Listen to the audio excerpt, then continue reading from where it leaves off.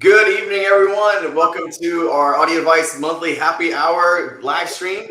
We are welcoming back our good friends from SVS and a special guest today, Michael from Youth Man. So we'll be introducing everybody here real soon. Thanks for joining us. Here's what you can expect in the next hour. We're going to introduce our all-star panel, and then we're going to talk a little bit about what it is that we're giving away today. Then we'll be talking all things audio, taking your audio to new heights with Dolby Atmos. So if you have questions about Dolby Atmos, home theater, go ahead and start putting those in the comments. We can see all of these comments coming across YouTube, across Facebook, whether you're on our channel, Youth Man's channel, SVS's channel, we can see all of those coming in. So start loading up your questions, and then we'll get into the topic of the day. So we'll discuss that for a little while, and then we'll open up to some audience Q&A, and then we'll wrap it up with our awesome giveaway brought to you by SVS this month. So thanks again to our good friends from SVS. Let me kick it off by introducing our panel today. Larry, welcome back. Thanks again for joining us. Let everybody know where you're joining us from, and it is a happy hour, so cheers, gentlemen, and everyone. Yes. Let us know what you're drinking and where it is that you are joining us from. And then, quick question to kind of throw you on the spot. Quick question, maybe not an easy answer. What is your favorite Dolby Atmos movie? Oh man, so I'm coming to you guys from the Dallas area. I'm in Arlington, Texas. And I don't really drink, so I have a cherry Coke from Sonic. There you go. And my favorite Atmos movie, well, let's just go with a recent one. I think the one that's kind of blown me away the most recently is going to be the Godzilla versus Kong. It's unreal. It's so over the top. I'd say, I love playing Turtles for everybody, but that's a real subwoofer demo, and it's just really to annoy people more than anything. Yeah, cool. That's a good one. Definitely a lot of action scenes for sure. And Nick, welcome back. Same question to you. Well, I have a local Vermont beer here with my special koozie that I'll be tuning in right there after this happy hour, keeping the happy times going. And let's see, my favorite Atmos movie, I'm going to actually have to give Larry some props on this one. In honor of Halloween, I'm going with Annabelle Creation. This is a horror movie with some really, really thrilling Atmos effects that will get your spine tingling. So I feel like that's one of the best uses of Dolby Atmos is to create that intrigue and scare factor. So Annabelle Creation is what I'm going with today. Absolutely. That's a good one. Leon, welcome back as well. Same questions to you. Yeah, I'm in Wake Forest, North Carolina, and drinking a local Asheville beer, Voodoo Ranger. And I have to say my favorite Atmos demo, it's not really a movie, well, it kind of is a movie, is Roger Waters' The Wall. It's in widescreen. The recording is amazing, and if you have good subwoofers, you will know that your pants legs are shaking. Yeah, it's a great way to put it for sure. And another good one is Midway that has a very similar outcome. Yeah, that's a great one. It's also on the Dolby Atmos demo tracks, right? Actually, no, that's a different one. But anyways, awesome. And then thanks for joining us for the first time. I want to introduce Michael from Youth Man. Thanks for joining us. Excited to have you. Appreciate the invite. Absolutely. Well, let us know where you're joining us from, and then also if you've got a beverage here, what it is. And then again, same question, your favorite Dolby Atmos movie that you've seen so far. Yeah, appreciate it, Jonathan. Yeah, so I'm in sunny Florida. It's really nice here pretty much all the time, except for July and August, which is brutal. But right now we're starting to get some really great weather. And so I'm drinking a little Celsius, little 0 calorie kind of thing, just because I'd like to lose some weight, man. So that's right. So that's what I'm hitting today. And probably one of my favorite, just as far as Dolby Atmos, the movie's pretty good, but the Atmos in it is Gravity.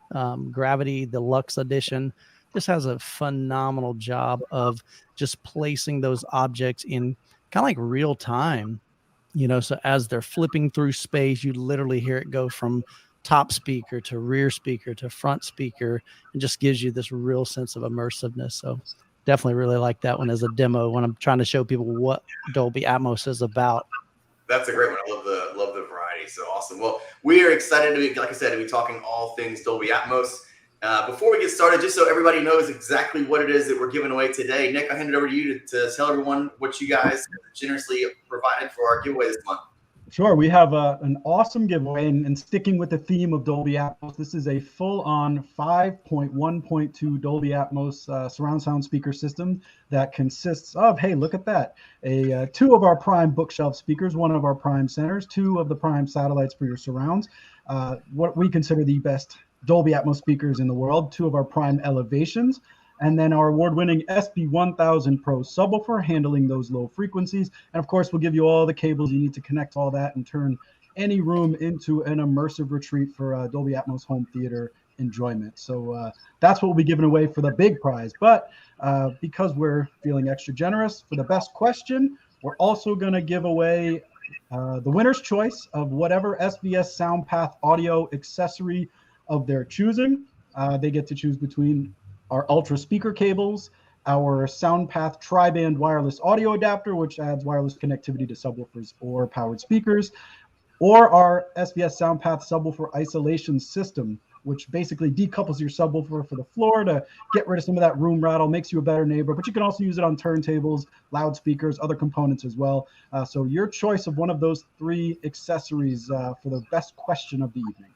Yeah, so keep loading those questions. We'll get to as many as we can. And again, thank you for the generous giveaway this month. Awesome. $2,300 value, which is just awesome for a full 5.1.2 Dolby surround sound system. So again, I'm Jonathan, drinking a Red Oak from just down the street here in Raleigh, about an hour away near Burlington. And excited to be back with everyone. Thanks again for joining us. And it's great to see people joining us from all over the country and really all over the world. So yeah. Leon, quick question to you. Obviously, Leon, if you guys don't know, Leon founded Audio Advice back in 1978, so just a little over 40 years ago. We have 2 stores, one in Raleigh and the other in Charlotte, servicing the entire Southeast for high-performance home audio, home theater, home automation, and, of course, a great national e-commerce website, which we love and engaging with so many folks.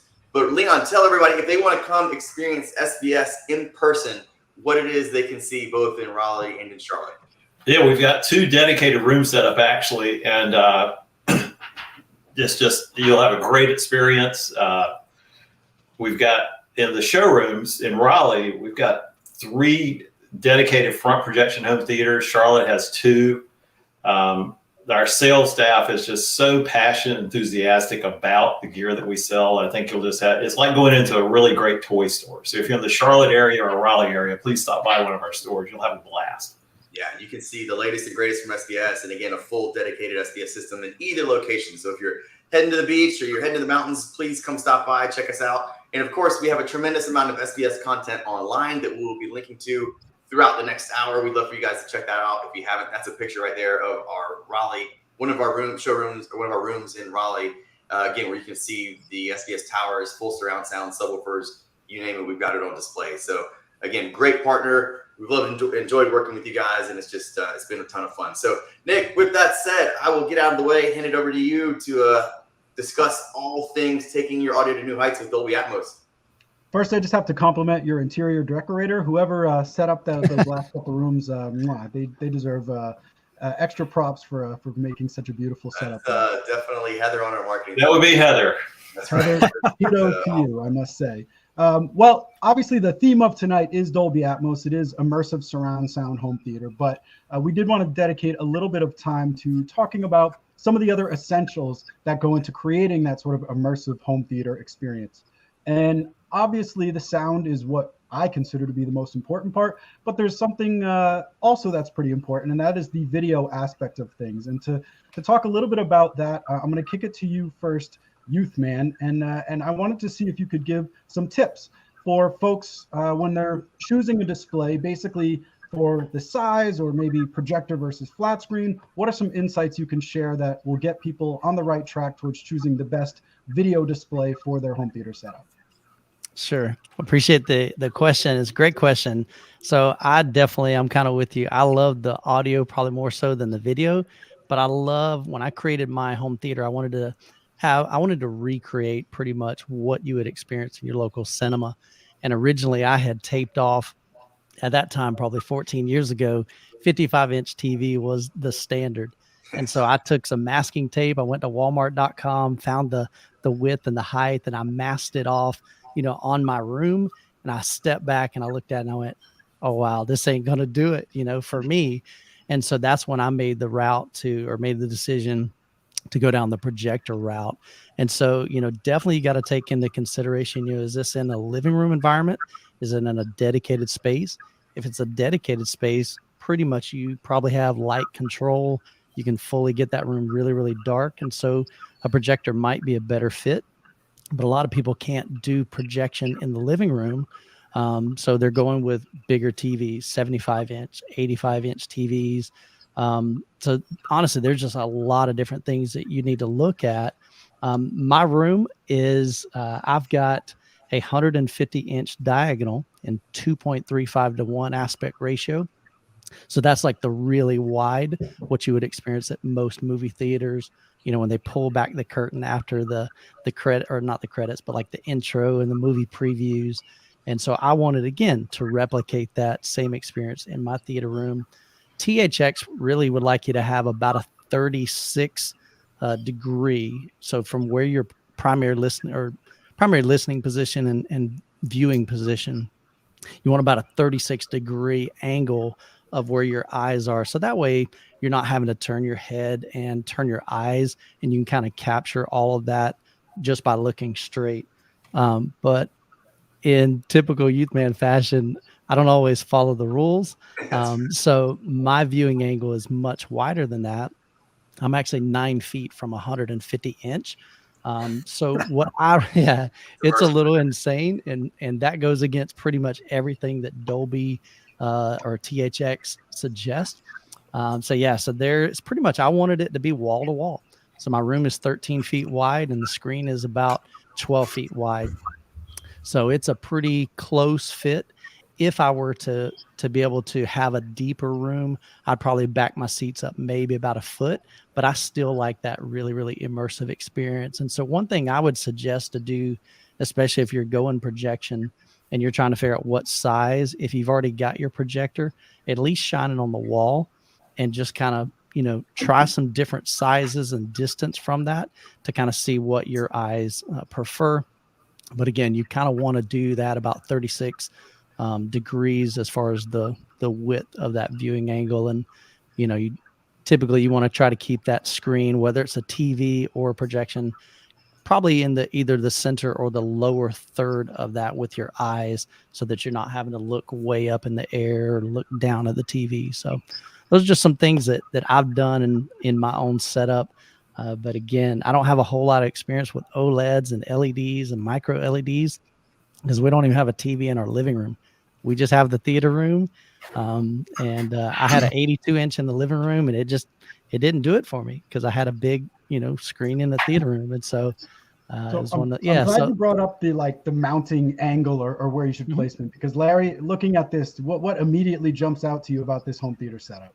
Well, anybody that's watched us or been in conversation, I'm not a huge fan of TVs over the fireplace for a couple of reasons. It's just not a comfortable view. And you run into, you can't always put everything in the best possible spot. Sure. So, a couple solutions that you've got out there, some different mounts. The angling that they did here is great. There's also mounting systems that you can mount to the wall. Mantle Mount makes one, and you can put up on the wall and then actually pull it pulls down lower when you're watching it. So it's there's a lot of different options out there. But the way my room's set up downstairs, I have a dumb setup too in my living room, because my TV sits in a corner on a piece of furniture, but it's a big 58-inch plasma. So I'm still a plasma guy. Nice.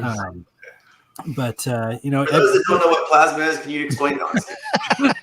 Yeah, all the myths and rumors you heard are not true, because my TV is, I don't know, 14 years old now, 13 years old. So nice. It's still kicking. That's great that it's lasted that long. That's pretty cool.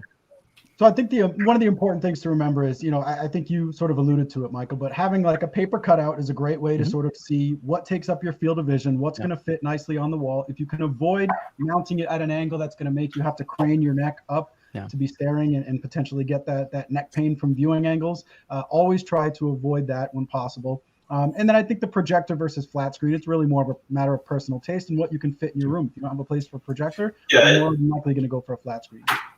I still think if you want the movie theater experience, though, it is a projector, because that's what movie theaters use. I agree. It's just big. We had a lot of data on what customers like, and so we put that into our home theater tool. And in the average position, that's where our average customer felt was best, and we go more immersive and less immersive. So you can play around with that too. But Michael's pretty much right. That's kind of the angles you'll go to. Maybe with a wider screen, you'll be 42. It's where we kind of found the average was. And it's worth noting, there's short throw projectors, there's big massive ones that can mount on the ceiling. Audio Advice will have a lot of different options for you based on, what sort of setup your room has, and it can really basically modify it to get the best visual representation possible. But we should point out, we did the math on Michael's while we were waiting here, and he's at a 65. Don't tell him. Throwing shade. Yeah, man. Like well, I said, audio. I feel like we could go deep into the video, and that might be for another happy hour there, John. That could be. I think we should move on now. And the next sort of main component you need as part of your home theater is some sort of source component or AV receiver. And for this, I'd like to first kick it to Larry to talk a little bit about the essential options and features you need on a home theater receiver in order to kind of create this immersive experience. So, Larry, what are your thoughts there? Yeah, so I'll tell you right now, it's the guts of your system. It's the brains. It's where everything's going to go. If you haven't done home theater in a while, or if you're getting into it as kind of like your first steps, everything you want to watch, listen to, view is going to run through your receiver. So if you've got gaming systems, streaming boxes, satellite cable, any of that stuff that's out there, it's going to run through your receiver. So as you can see here, the back of this panel on this receiver, if you've got, so like down in my living room, we've got multiple gaming systems, our satellite box, 4K Blu-ray player, the streaming devices, television, all of that runs through the receiver. And then we have a single cable that goes out of the receiver to the television for video. And I can't even tell you if the TV speakers work on that television because I haven't turned them on in more than 10 years. But you run everything through there and the receiver will do the switching. So I would say something that you'd really want to look for is making sure you find a receiver that has all the connectivity you think you're going to run into. So the more HDMI, the better in most cases, making sure that it's up to date. So most of the receivers you pick up today will be 8K compatible, so future ready, 4K capable, so ready for everything you're going to throw at it now. The best HDMI that you can get, and making sure that you've got enough channels, so enough output to go to as many speakers as you're planning on going to. And most receivers now today will handle a minimum of 5, but up to 13. So you can run quite a few off of receiver. So I'd look connectivity, power, ease of use is a really good one too. So check out the remote. A lot of people don't think about that if you're not going to do a secondary remote option, but it is going to be the guts and the brains of everything you run on there. So Leon, I know you have people coming into your stores all the time. They probably see something like this. They find it to be maybe intimidating. Like, how do I know what to do with all of these different inputs and outputs and settings? What sort of tips do you have that can help maybe demystify or simplify the decision-making process when choosing an AV receiver for your home theater? Well, yeah, to add to what Larry said first, I'd also think about the future, because if you're like most of us, you're going to buy this and you're going to really get into it, because a great home theater experience is just a barrel of fun. And if you think you only want 5 speakers now, you're probably going to want 7 or more later. So get a receiver that has the options to maybe upgrade later. It may have preamp outs or more channels than you need. But it's, for our local customers, we hook up everything and set it up for them. So it's it is just getting the right number of HDMI inputs, and it's not too hard to hook it up yourself. But you really want to plan for what you might need 3 to 4 years down the road, so you're not obsolete. It's always a good idea to look at receivers that have preamp outs on them, so you can later add more channels if you want to. That would be my tip. And then good, honest power. You can always tell a lot by just the weight of the receiver, if it's got a big, massive power supply in it or not. So, I'm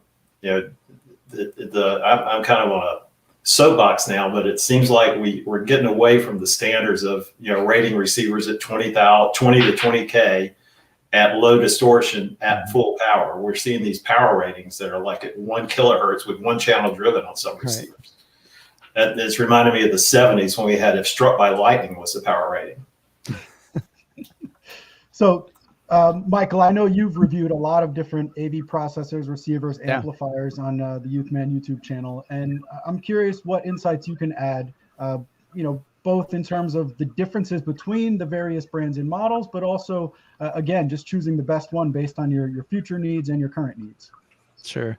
I know one thing that's big for me personally is the room correction software that's built into it.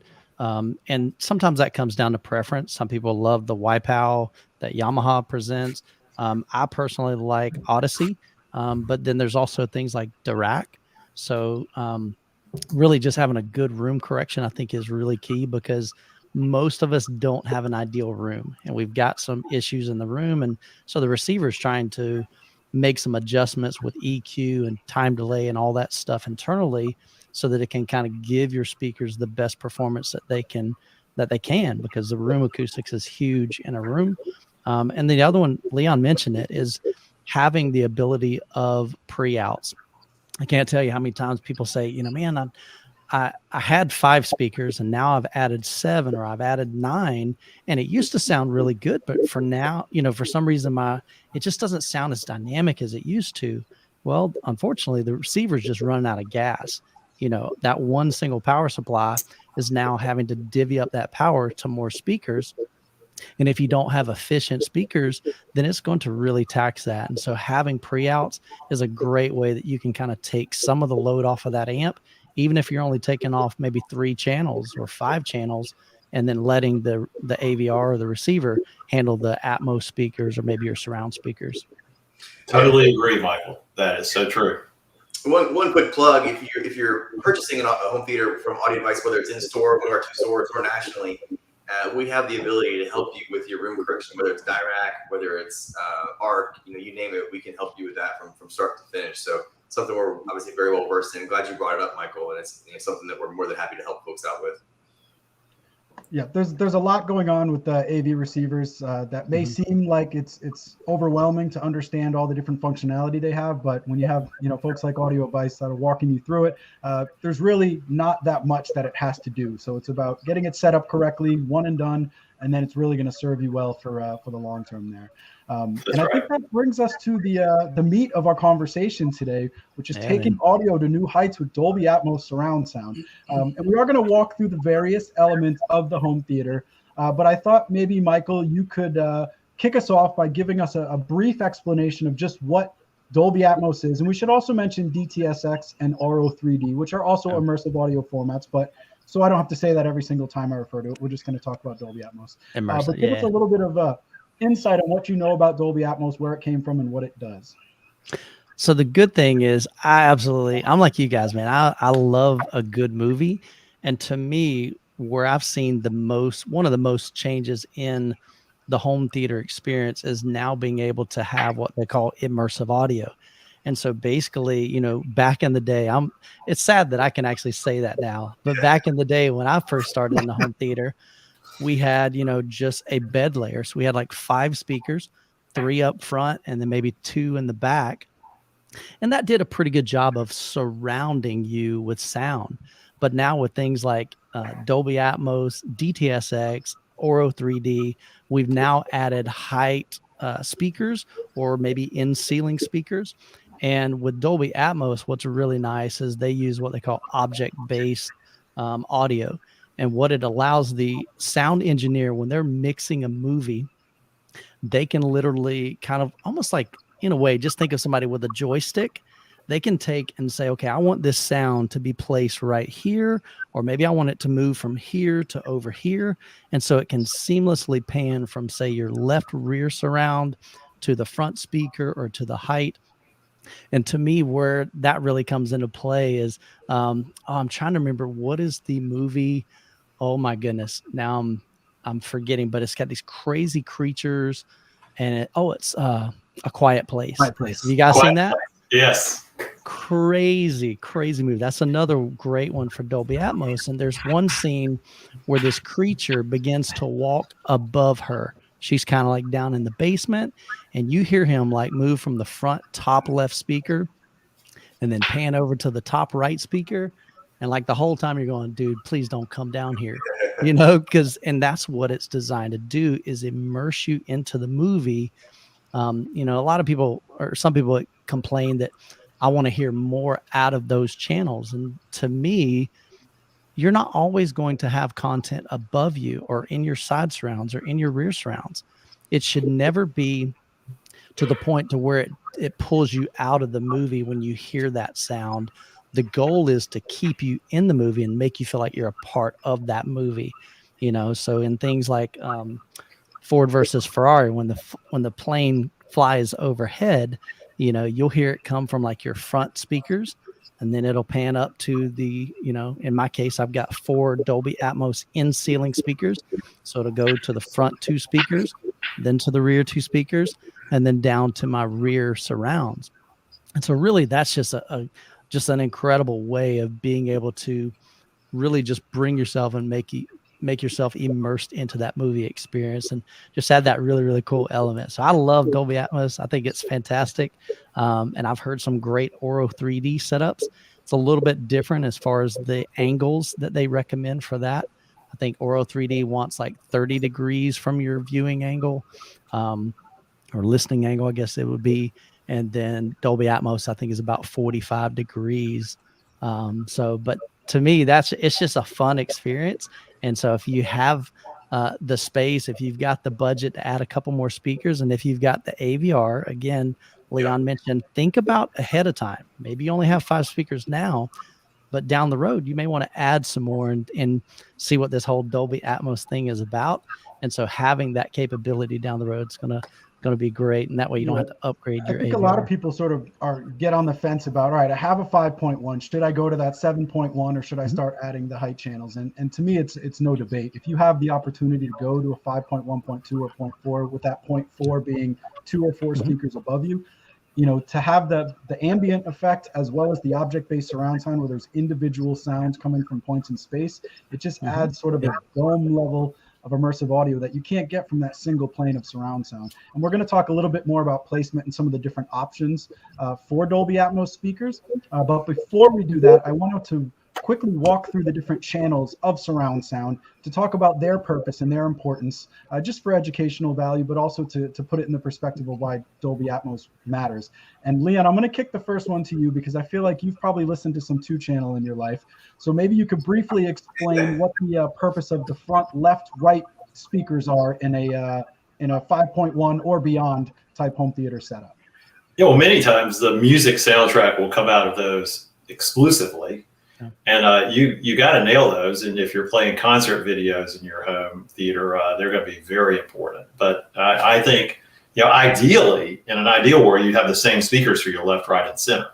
So when things pan across the front, and Michael's got that, I have that in my theater, it's a total seamless pan when the pan is just across the front channels.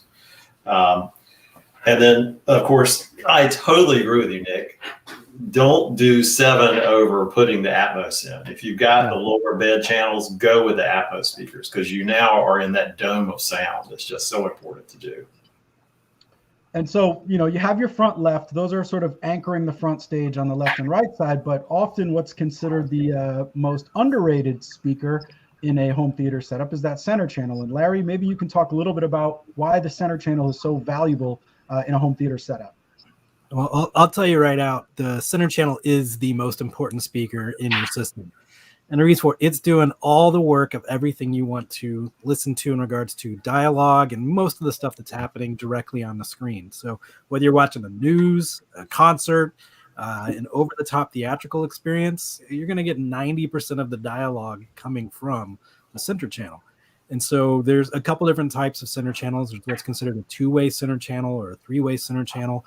And what you'll see on a 2-way center channel will typically be like 2 mid-range drivers and a tweeter, with the tweeter being right in the middle.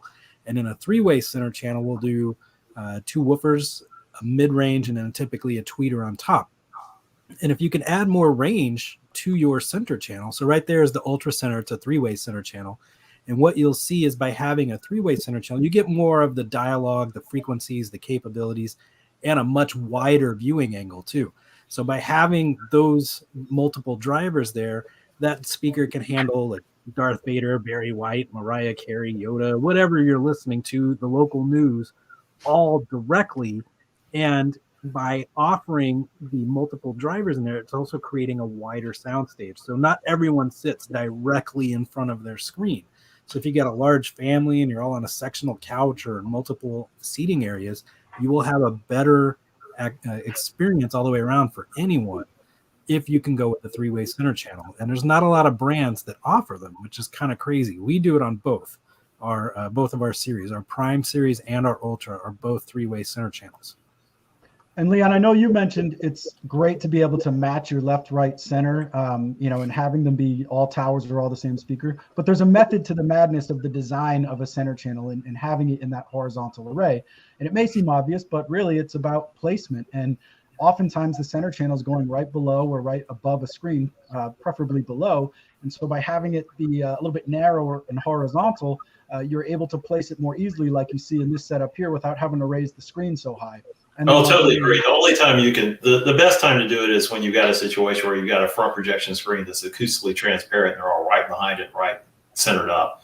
For normal, most applications, this is the best. And in the case of you guys here, while they aren't the same, they do have matching tweeters. The bass drivers are very similar, so you're still going to have that nice seamless blend.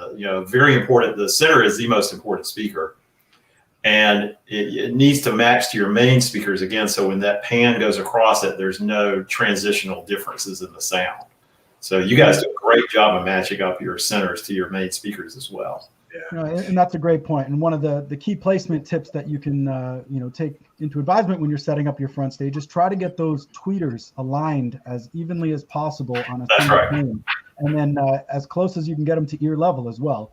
So if you can get those tweeters at ear level and all aligned together on the front stage, you're going to get the most cohesive sound stage and the best representation of whatever movie or music that you're listening to. Hey, Nick, real quick, I know we'll get to some audience Q&A, but Victor Valenzuela asked a question. He just said, can you tell me the difference between the Prime center channel and the Ultra center channel while we're on that topic? Larry, you want to dive into that one? Yeah. So if you look at our Prime series versus our Ultra, it really comes down to the Ultra series is significantly larger. It's a larger product all the way around. Between all of our Ultra series and our Prime series, Ultra is larger. Also, the driver makeup is a little different. So the Prime series it's a conventional polypropylene, normal speaker cone like everybody's used to. But whenever you're moving into the Ultra series, it's a performance driver. It's got a higher end blended cone where it's made up of multiple fibers and poly. So it's a more rigid driver, so it can handle more frequencies, more volume. It's got a different crossover inside it, and the Ultra series can handle more power. So if you wanted to drive it, maybe say with a little bit more energy, you could do that out of the Ultra series. But one thing that's really cool with our Prime and Ultra series is they're timbre matched. So you can mix and match our Ultra series with our Prime series, which I do personally in a couple different rooms. And we have a lot of people that we work with do that too, because maybe you can't fit our Ultra series, maybe front stage, the towers. And so you might go with maybe a Prime Pinnacle tower, and then you'll use our Ultra center so you get the best experience from the center channel. You can totally do that. So one other thing I'll say about the Prime and Ultra center, I mean, in simplest terms, the Ultra is going to get you a little bit more dynamic range, a little more dynamic output. So, crisper dynamics and just a little bit more volume and deeper low frequency extension. In general, those are the sort of main differences in sound quality you'll get out of them. But like you said, they're timbre matched, so it's a very similar sound profile. It can just play a little bit lower and a little bit louder in the simplest terms. So we have one more channel of speakers to discuss before we get into the Atmos. And Michael, what's your thoughts on rear and side surrounds? I think we can lump those together when talking about a home theater setup. Yeah, and so I designed my theater room, like I said, about 15 years ago, and I pretty much had the same side surrounds and rear surrounds. And so mine are what they call like bipolar dipole speakers. So they kind of shoot sound at two different angles. And that at the time that was good to kind of surround you and just disperse the sound. But a lot of people now with Dolby Atmos and DTSX, as well as Oro 3D, they're even moving to like a direct radiating, like a bookshelf speaker. But really it's just up to you kind of what type of sound you're wanting there. Ideally, you want them now. Dolby Atmos is recommending those be pretty close to your ear level, maybe a little bit above ear level. Again, back when I designed my room, they were wanting it about 2 to 3 feet above your ear level, but we didn't have Atmos speakers back then. So now the thought is you want those kind of on a bed layer, kind of low, so that when you add Atmos speakers, there's a separation there and it creates this kind of bubble. But with that, definitely to me, my experience with setting up a home theater, sometimes you can get away, like if your budget doesn't allow for, really nice high-end sides and rears, you can get away with maybe a lower profile or a smaller one because our ears are faced forward. And so it's not as critical for side surrounds and back surrounds. But I totally agree. Earlier, I would rather have a 5-channel bed layer with preferably four Atmos speakers than adding the surround back. In my setup, I don't hear them near as much as I do Atmos. And so I think you'll get a much better experience by adding those Atmos. But the side surrounds, again, they're just basically there so that when something pans around your room, or maybe in the movie that you're watching, you kind of see somebody walk from the rear left, like behind you, rear left, and then they walk to the front, you'll hear it move from the far back to maybe your side surround and then to your front speaker. And so that, again, you just want to have that cohesiveness there. Yeah, they're often the hardest speakers to place too. I mean, you see on the picture here, they're mounted on the wall, but some people use them on stands, but typically they're on the side of the room, the back of the room, unlike your front stage where, all your AV equipment typically is. It's harder to find a place for your surrounds. And even with Atmos speakers, being able to go on your ceiling or high on a sidewall. So I think your comment about if you do have to make a compromise, it's not the worst thing to get surrounds that maybe are a little bit smaller. You don't need towers and whatnot back there. But certainly with the ability to mount them on the wall or put them on stands, it does give you a little bit more versatility when setting up a home theater.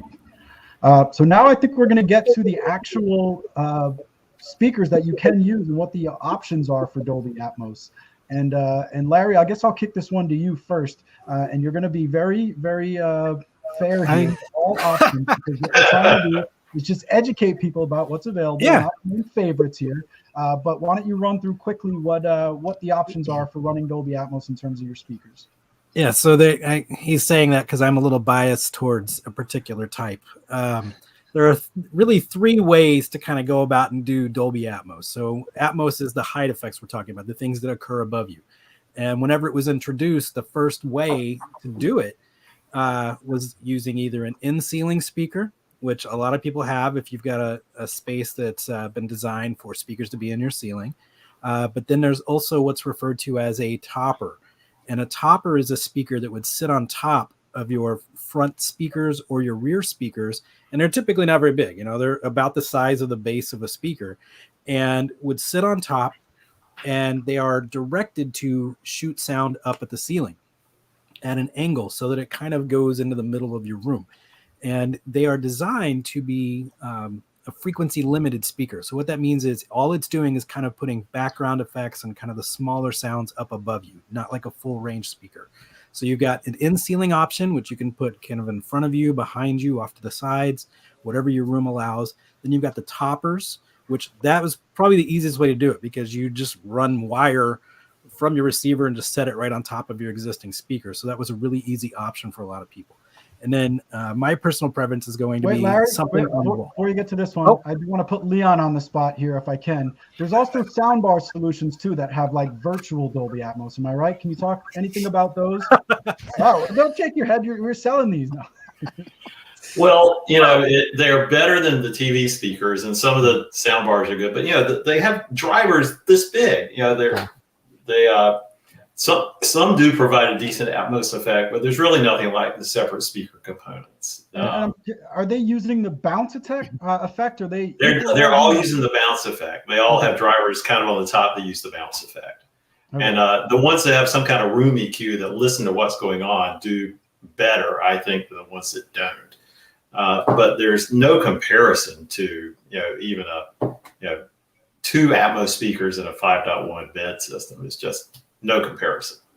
Right. All right, Larry. I didn't want him to say that after we talked about ours and have a big sort of want moment. So now you may proceed, and I'm going to put a visual on screen here, which shows the extreme version. So in my opinion, and I think pretty much everybody that's really into the hobby, the best way to go about getting Atmos is doing what's considered a direct radiating speaker. And so I want you to all think about your cinematic experience when you walk into a movie theater. Where are the speakers? They are on the walls and they are on the ceiling. They are not in the wall. They are not in the ceiling. They are surface mounted speakers that are aimed where? at you, so that you get the best possible experience. And now the speakers you're seeing here on the walls and the ceiling, that is our prime elevation. And that is what SVS does as our introduction into height effect speakers. So it's a speaker that it goes on the wall or on the ceiling. It can even go on its side to be used as rear or side surrounds and aim into your listening position. And the difference between this and, say, most in-ceiling speakers or a topper is it can handle a lot more frequency capabilities. So you're not getting just background noises like rain and whooshing of jets and stuff like that. You're going to feel King Kong chasing you down in Ready Player One and get the breathing and the growling and the explosions all occurring up above you. And a real perk of it being direct radiating is you're going to have a blend between your front stage and your back. And I think that's the one that is kind of the most eye-opening for people, whether we've done our in-store events or any of us that have a system that bring a friend over. You're kind of looking around like, man, where'd that come from? That was cool because it is enveloped. And in my room here, this is my game room / office / kids playroom. We've got a 5.1.2 in here. We've got towers, center channel. We've got some satellites up here behind me, and then on either wall, kind of up here next to all my albums and stuff, I have a pair of the elevation speakers too. And it's cool because you can watch a movie and have it go directly from front to the middle of your room to behind you. And I remember one of my favorite demos to do back in the day was the movie Dragonheart with Dennis Quaid and Sean Connery, because there's a scene where Draco the Dragon flies around the Dennis Quaid character, and you hear the wing flap out of one and the voice happen out of another speaker, but there's always this gap because there's only 5 channels. And now with receivers able to recreate that, it's everywhere, and it's really, really cool. And Jonathan, I haven't given you to jump in. Another great thing about the elevations is you know, it's if you're in an existing construction, it's really hard to get wires into your ceiling. Mm-hmm. But with these, you can just, it's not that hard to snake wires up a side wall and mount these up high, and they provide a great Atmos effect without having to go over and cut holes in your sheetrock to get into the ceiling. And they include the mounting hardware too. I'm trying to grab it off my desk here. So it's just a 2-piece mount. So it's super simple. So in the box with the speaker, you get this piece that goes on your wall, and then this piece that goes in the back of the speaker, and you literally just pop it in there once it's on the wall. So if you're handy with a drill, it's less than 10 minutes per speaker. And because it's a full range speaker and the way it can be mounted and directed, they don't have to be perfectly placed. So, you know, room placement isn't as big a deal as it used to be. So if you've got a beam, or I say questions coming through about raised ceilings and arches and stuff like that, that speaker is perfect for it. And then your receiver, and I know we're going to talk about this in a little bit, will recognize that and compensate for it. So Leon, you answered my question before I asked it. I was going to basically to say, how do you determine which one of these solutions is right for you? And I think if you're in a new build construction, you want zero visibility as far as your speakers go, you're in a great situation for in ceilings or on yes, wall. Exactly. Yep. And then if you it really depends. It depends upon the construction and if you can get into the walls and get wires around. But you guys, prime elevation is just such a good option compared to using toppers. Because most, any electrician can usually come in at the base level and get a wire up that sidewall. It's a lot harder to get over that header and get into the ceiling to do in-wall speakers later. So it's a great solution. And I think one of the other benefits that it affords is, placement. There's a lot of questions about placement of Atmos speakers, and very few people have a perfectly square or a perfectly rectangle room where you're able to use any spot on the wall in order to put your speakers. And so this allows you again to use the ceiling, to use high on the sidewall. Typically you want that aligned with the main listening area. If you're going to have only 2 of the Atmos speakers, maybe a little bit in front, a little bit behind. If you're going to be running 4 Atmos speakers, high on the sidewall where it's a little bit in front of the seating area and a little bit behind again, so you can get that panning effect from front to rear. That's typically the best placement areas for Atmos speakers. But I know there's resources on the Audio Advice site as well as with your team, and then also Dolby. If you Google search for it, you'll be able to find their exact scientific recommendations for where you should put these speakers for the best possible performance for your Dolby Atmos setup. Yep. So with that, I do see in the comments, a lot of folks are asking, well, what if I don't own a home, if I'm renting, if I'm leasing? in an apartment or something like that. Obviously, that makes things a little bit more complex, where maybe you do look at a subwoofer option. But I know a lot of folks certainly are in that situation, especially in this environment, by being at home more and more. Well, the other thing with the elevations in most apartments, you're allowed to mount stuff to a wall so long as you're not like putting stuff into it. So the elevation is just simply 4 screws that go into a wall. And I think you all know the old trick of plastering it up before you move out, or people I've heard doing toothpaste and paint or whatever. There's all kinds of ways to do it. But this is a bedroom, and I change things in here a lot. And so I just ran wire up behind a curtain here, and you don't even see it, or I used something else to kind of hide it. And you can buy wire channels that you just stick to a wall and paint. So there's a lot of options out there. Like the little you don't have to hide the wire in the wall. You can put the channel up there if it's something that you can't damage the walls, and you just pull it off and a little paint and you're done. Yeah, Brian likes your toothpaste illustration there. Landlord approved. Maybe That's not. right. But yeah, so obviously once you've got them all set up and placed, especially if you're going from a 5.1 and you're adding Atmos speakers, you're always going to want to rerun your room calibration. So Michael, I want to kick this one to you, because I'm sure you've done this more than a couple times in terms of running calibration. But what can you share about both doing it from the beginning or after you've already added a set of Atmos speakers? Sure. And like Nick said, anytime that you add a new component, it really is a good idea to go ahead and rerun that calibration, because things have changed. If you bought new speakers, they may have different capabilities, and so your receiver needs to try to compensate for that. Same thing with your subwoofer. If you move them around in your room, they're going to interact with your room differently. To me, I always recommend a lot of times with like Denon and Marantz, they'll come with it. I call it the rocket ship. It's like literally a cardboard tripod. It doesn't work that good. Just get a cheap tripod. I mean, we're talking like $10, $15 on Amazon. Put it in your primary listening position so that microphone stays straight. And that's going to be, there you go, right there. Just get something real inexpensive. Next to me. Yeah. With Dirac, it actually typically comes with that microphone stand. So that's really nice if you've got an AVR with that. But definitely get that first one, locked in, get it right at about ear level where you would that's like your primary listening position. For me, it's my center front row. And so that's going to be the first measurement you take. And then your auto calibration is going to walk you through placing the microphone in the next spot. One thing I always try to tell people this, because I didn't realize it for a long time. I thought since I had 6 theater seats, I was supposed to put the microphone in each seat. The problem is I don't think there's any room correction software out there that can accommodate, great sound in every single seat.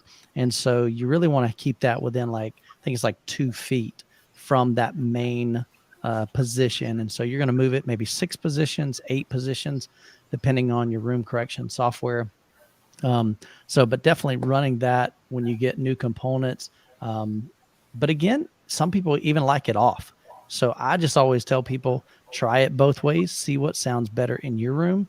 The other thing that I always, that I like is with, if you've got an AVR or processor that does Odyssey, you can download the app. It is $20, but it unlocks a lot more stuff for you. You can adjust curves, and you can turn on mid-range compensation and off and see what sounds better to you.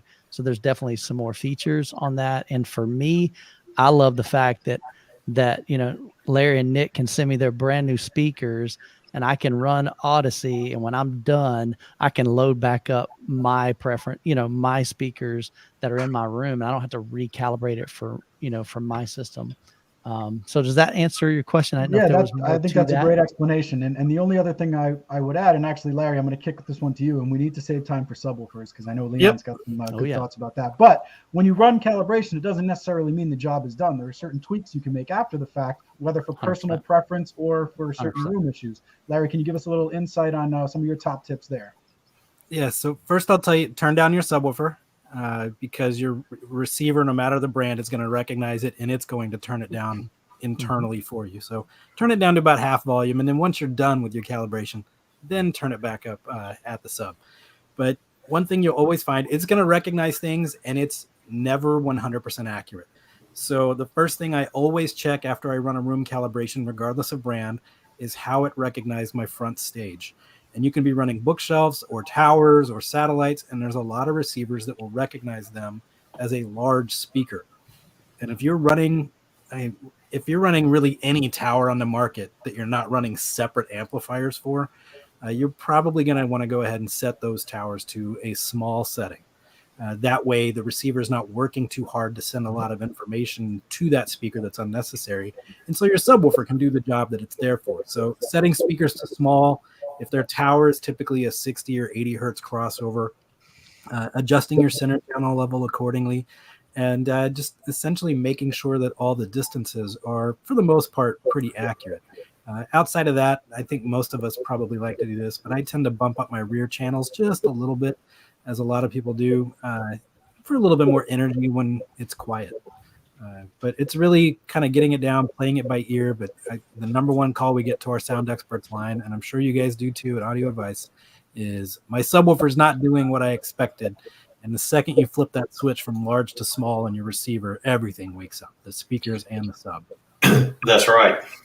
That's great insights, and a perfect segue into our final session here of the evening, which is going to be talking about bass and subwoofers. And Leon, I think you know a little something about bass based on what you have in your home there. Can you share insights on that, and then also why bass is important in music and movies?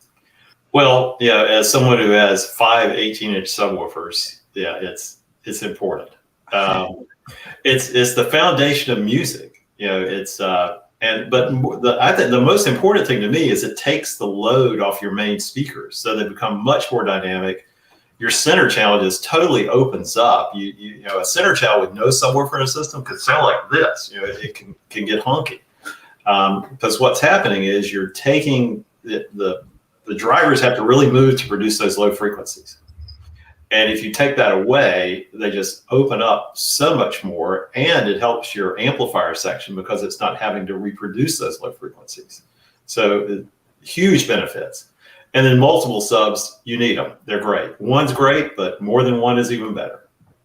So there are a lot of different types of subwoofers out there in the market right now. Here's the largest and the smallest that SVS offers.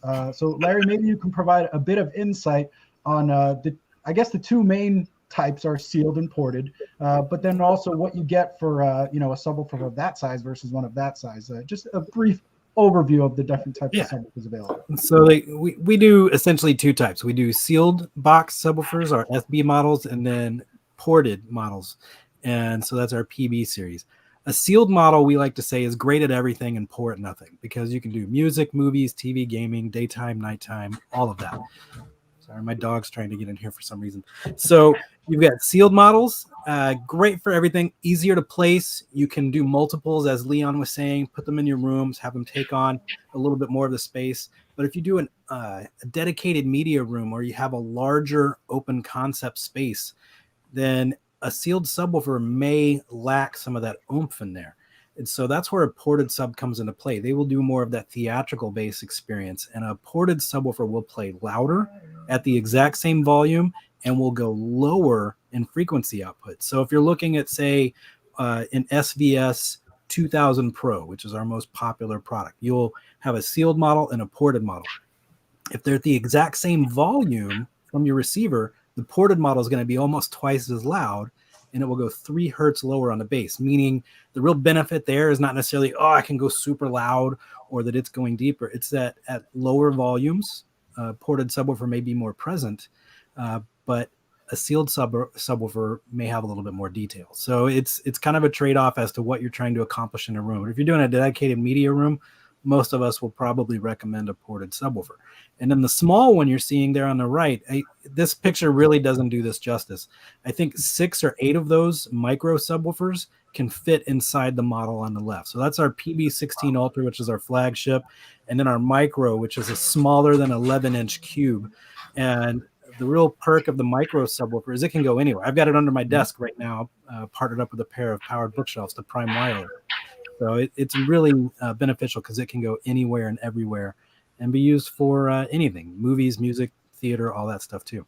So we could spend a whole hour just talking about subwoofer calibration and tuning, but I do have to throw some props to Youthman, who put together the most meticulous overview of the SVS Subwoofer Control app that is on YouTube.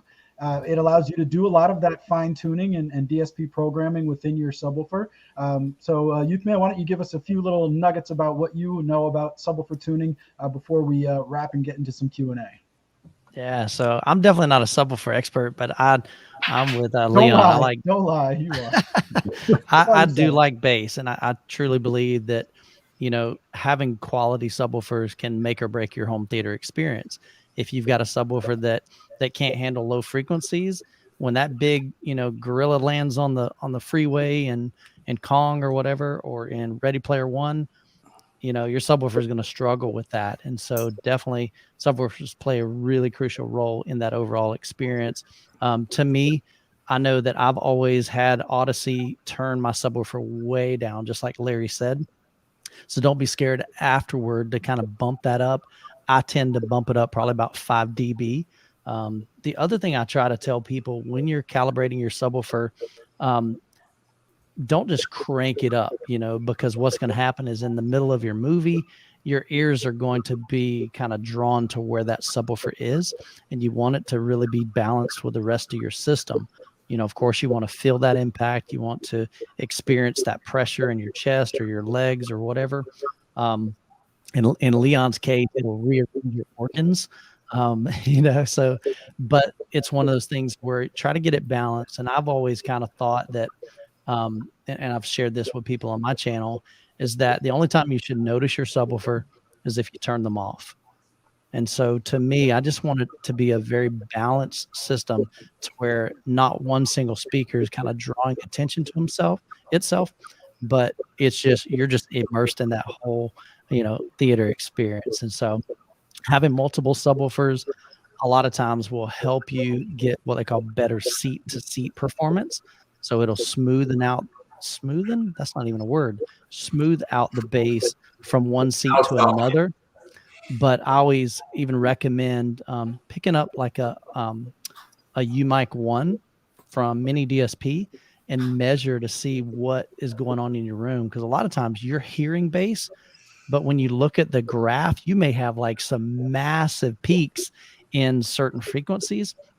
And if you can see that, especially like with the SVS app, you can go in there and kind of pull down those peaks and smoothen out that bass. And I believe you'll get a much better experience in that subwoofer experience there. Yeah, that's a great point. I mean, dual subs, most people say it's one of the most impactful upgrades they make because of that even room response and just not having those nulls and those cancellations where, you know, all of a sudden you're walking or you're sitting in a seat and it's like, where'd the bass go? So I think that's an important point. And then just in terms of subwoofers in general, quickly, they really should do 5 things well. They should play as loud as you want them to. They should go as low as you want them to. They should blend seamlessly with your speakers, which I think, Leon, was something you really alluded to. It should almost be like it's a single box. You can't locate it in the room, but it's providing bass for every one of these speakers, Atmos included. So it's like this seamless blend of just better low frequency extension and output across the board. And then really the final thing is crisp speed and transients. It should be able to stop and start on a dime. I think some of the lesser subwoofers out there, they'll have sort of a bloated or boomy sound, which really emphasizes a single note. It should be accurate across the frequencies that it's playing. So if your subwoofers can do all of those things well, it's going to be the right subwoofer for you. So hopefully that was helpful. Again, we're SVS. We could just sit here and talk about subs for the next 2 hours, but out of respect for time, Jonathan, I think I'm going to kick it to you for some Q&A or whatever you want to tackle next here. Yeah, absolutely. So we're up against the clock here, obviously right up against 6 o'clock. So I want to just, first of all, thank you guys for, all of your amazing insight. Nick, thanks for running us through, very comprehensively, all things Dolby Atmos, component by component almost. So, props to you for doing such a great job. Hopefully everyone found this educational and informational. And again, I know a lot of folks have posted a lot of questions, and we will do our best in the next 24 hours to go back and answer as many of those questions as we can. So if we didn't get to your question, we apologize, but we will go back and answer all those questions. Lots of great questions, and again, provide links to a lot of different content. So again, hope everyone found this informational, and we had a great time. So again, cheers to everyone for joining us. And we had a great time. So really quick, before we announce our winner, I do want to announce what it is that we're giving away next month. Back to our normal time. So next month, real quickly, we're going to be giving away, welcoming some of our friends from MoFi, the MoFi Studio Deck turntable paired with a pair of the Klipsch 5s powered speakers, over $2,000 value. So the link is live. Go ahead and enter that to win today. But I know now is the moment that everyone has been waiting for, the winner of our amazing SVS $2,300 value. If I can get a virtual drum roll, if you will, from everyone. Our winner today is Griswold. Aaron Condor from California. So, Aaron, you are the lucky winner. Congrats to you. Awesome. Congratulations, Nice job, man. Aaron. Something you will absolutely love. Killer setup. Killer setup. Absolutely. You're going to be able to jump right into all things Dolby. So that's it for this month's live stream. Again, SVS, you guys always do an amazing job. Thank you so much for joining us. And Michael, great having you. Lots of great comments. People really enjoyed your insight, your input, and how smooth of a YouTube host you are, as they have started saying. So props to you. So again, thanks everyone for joining. We appreciate it. And we will see everyone again next month. Cheers.